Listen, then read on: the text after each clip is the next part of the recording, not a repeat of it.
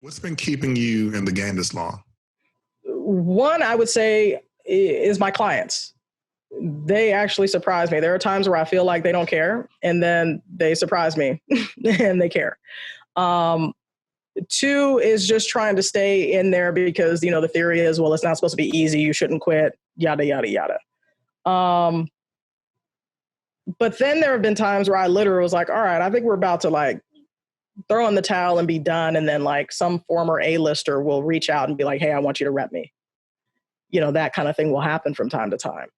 Um, so that kind of keeps me going. But also what's weird is when I go to networking events, all these people know who I am. I have no idea who they are. Yeah, because I'll post things like we have a group that's like designed for people of color and everything, and I'll post like just nonsense that's happening. Like, for instance, I had posted in a group that apparently was predominantly white and said, hey, I have this WGA franchise. I'm looking for scripts. And these two white men came and heckled me and were like, oh, you're a WGA franchise? And I was like, yeah. They're like, oh, the WGA doesn't franchise. And then I like literally pasted the link where the WGA lists all of the franchises. And I'm like, okay, I don't know what you're talking about. You're talking about the Writers Guild. Yeah. So I just go through a lot of bullshit and I like talking about it online because it's how I de-stress. It's how I don't carry that stuff with me per se.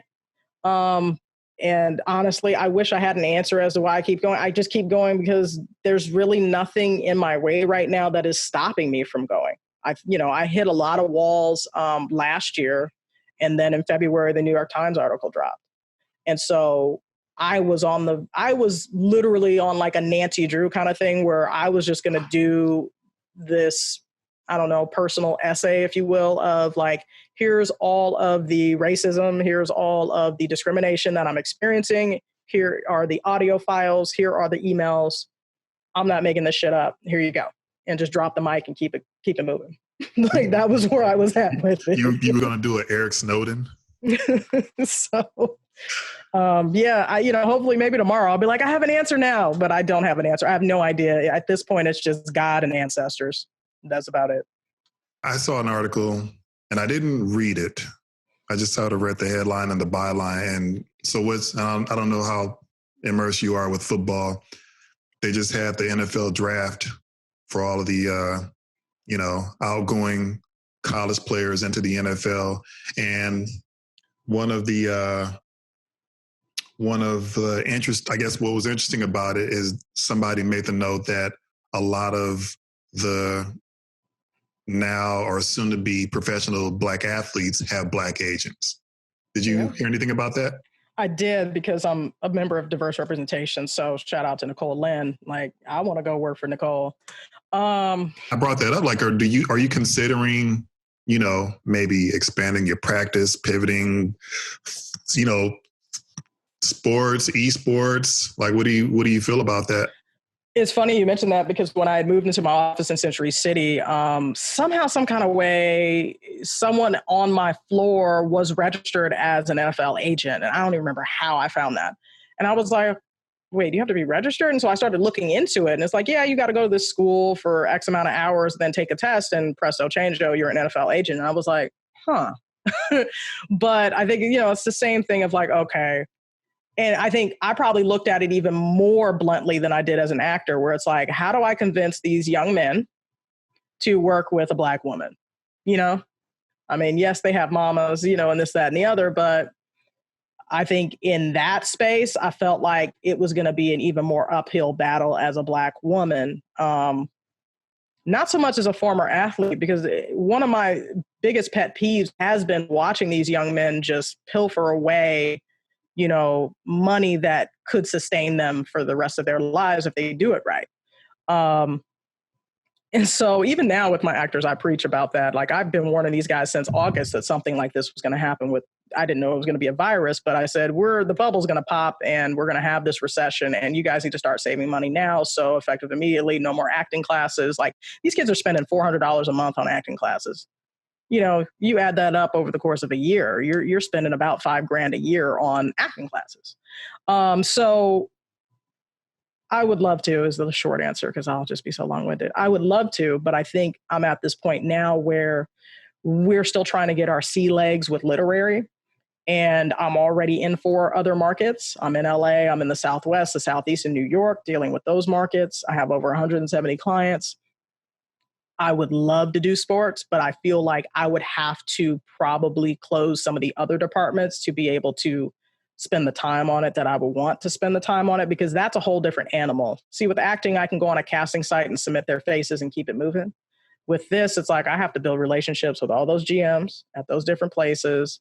And even like what they did with, LeBron's, I think it was LeBron's agent. They came and made that rule that you now have to have worked at an agency for X amount of years before you can be an agent. You know what I'm saying? And so I'm like, well, I doubt they're going to hire me at a sports agency too. You know what I'm saying? Like, I feel like I'm going to have the same problems I'm having now at a talent agency. I didn't realize you were working in different regions in the country. Like, are there pluses and minuses to dealing with people in different regions? Yeah, because a lot of the other markets are anti-LA. And so they don't understand that I'm not like the rest of these jackoffs in LA. Like, I'm a regular person. No, like for real, because they really do hate LA. Like, they'll just be like, because I had one casting director. They do, because you get these agents like, and I guess I can understand it. You know, if I was closing multi-million-dollar deals, I probably would be a grade A, like a-hole too, you know, but these smaller markets, like the main thing that I uncovered for Georgia is they got together and said, we want to make sure that all the work comes to us because we were here first and we don't want LA coming in and swooping up stuff. And so I found out about that. And so then that kind of hindered me. So then when I approached them, I always had to approach them with all my Georgia information. So that way they thought I was there. Like my office, resident? My email, everything. Like I had to swap out everything. Like even when I mailed these cats cards, I did the return address as my Georgia office. So a lot of them don't even know. Some know I'm in LA. Like even when I met with the New York ones, they were like, oh, we thought you were in Georgia. That was the only reason why they met with me. So I just kind of learned how to play the game. Like, you know, you learn how to play the game. The challenges are, it's just the different time zones, obviously, 3 hours ahead versus, where I'm at now. But the work is the same. You're trying to get them acting opportunities. With literary, pretty much everything's in LA anyway, and my writers live in LA, so they can go in person and take meetings. And, we have everything electronically that we can submit to the different executives. So I think the most challenging thing is just the different personalities. Everybody's different. I have some people that are, aggressive, business-minded, and they handle what needs to be done. And I have others that are timid and scared that, need a little pep talk. And then you have some that are in between, and then we all have our ups and downs. So I feel like your clients appreciate the work you're doing. Sometimes, sometimes yes, sometimes no. Like even right now, looking at who's being extremely productive during the quarantine versus who I haven't even heard from. Like we received a private audition from a casting director that didn't hit the breakdown sites. And I submitted some folks and he chose 3 people. And one of them still today has not turned in their audition, to where I had to email her and be like, hey, are you healthy? That was my first question of like, are you healthy? Because we had this private audition for you to be a lead in this feature film and you never turned in a tape. You know what I'm saying? And so that's the kind of stuff we're dealing with. And this is a time where it's like, money is tight. You better take whatever bookings you can get right now. So I think that some really understand what I do. The ones who really understand are my interns. They'll be like, oh my gosh. But most don't. Because they're so used to being treated terribly at the other places they've been to. Like most agents don't even respond to their clients when the clients start asking all these questions. And they ask questions they really don't need to be asking. And so they just get ignored. And even one of my clients mentioned that. He said, my roommate's been trying to get a meeting with his agent for like 3 months. And they haven't even responded to him. And he's like, and I can sit up here and message Tiauna and get a response in like 5 minutes. So that's why I just talk about the difference in quality of service. Like I'm here to, assist them as best as I can. But, ultimately, if I don't have talent, I have no agency.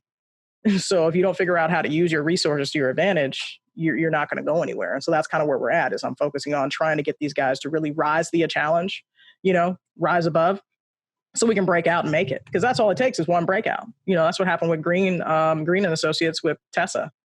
Tessa broke out doing that Mississippi Damned, and then Chadwick broke out doing all those movies. And now that agency is a major contender, but it wasn't. So